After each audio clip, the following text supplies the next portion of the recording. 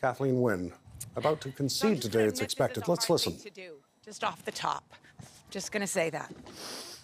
So we are in the home stretch of this election campaign. And I want to say a few words about what lies ahead and give you my perspective on the decision that is left for voters. On June 7th, voters will elect a new government. I don't know who voters will choose. That is up to them. But I'm pretty sure that it won't be me. After Thursday, I will no longer be Ontario's premier. And I am okay with that. Because as I have said so many times to the people of this province, it is not about me. And the reason I'm feeling emotional is it's about those kids behind me. It's about them. It's about their futures.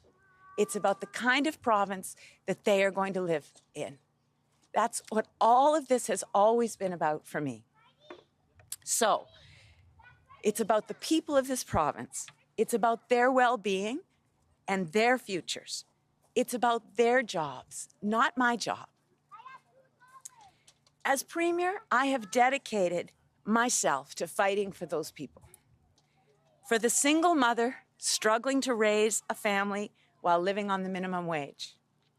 For the student who earned the grades to go to university, but whose family hasn't earned quite enough to cover tuition. You know, Robert Quaife, who's running for us in Quinte West, said that's the reason he's running, because he didn't have the money. His dad told him he had to go to work. He didn't have the money to go to university. For the dad in the 905 who has to drive for an hour, stuck in traffic each day, both ways, for whom expanded GO train service makes all the difference. For the adult daughter who does all that she can to care for her aging parents, while she also scrambles to find safe, affordable childcare for her own toddler.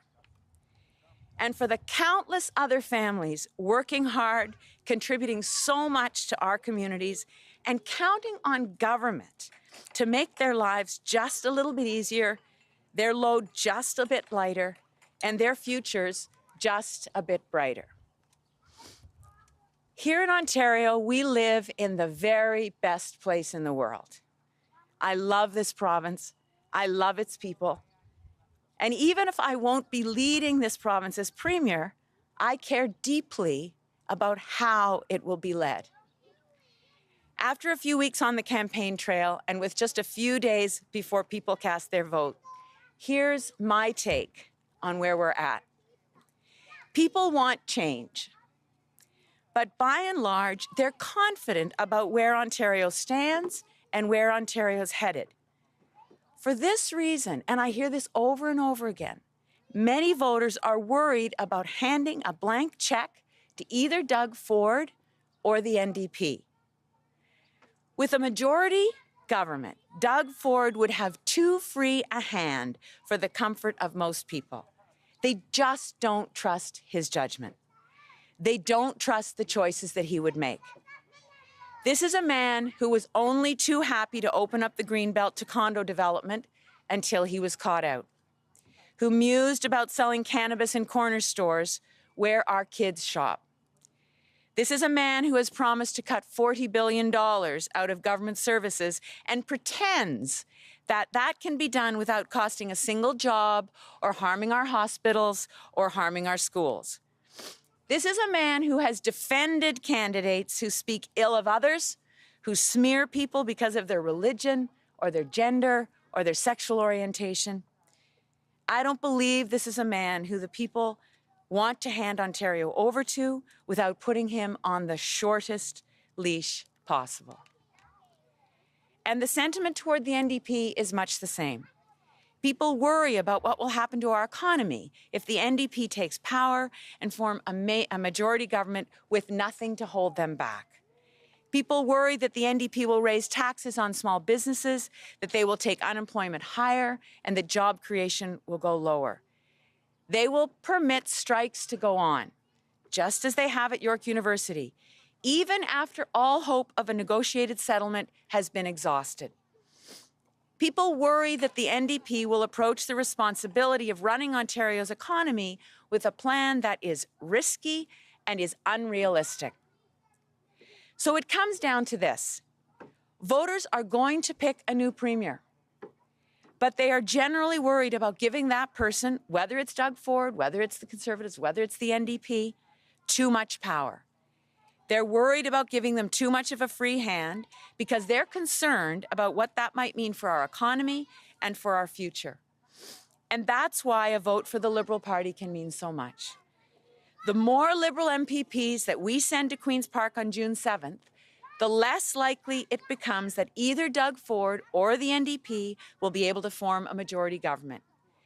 By voting Liberal, you can keep the next government, Conservative or NDP, from acting too extremely one way or the other. By voting Liberal, you can keep the next government, Conservative or NDP, accountable to you. By voting Liberal, you can keep Doug Ford and the NDP from having a blank check. So with a few days left, my message is this. A vote for the Liberal Party is a vote to keep the next government in check. A vote for the Liberal Party is your best bet to make sure that the next government is not a majority government. And the next government is thereby held to account for all voters. So for the next few days, because there are only a few days left, I will campaign hard to elect as many Liberals as possible. We'll fight for our values, for a practical approach, and for government that will keep from extremes and force our way forward toward a better balance for the people of this province. We have terrific local candidates. They deserve your support. They'll fight for your votes, and I will fight for them, even though I will not be Premier after this election. Thank you so much. Merci.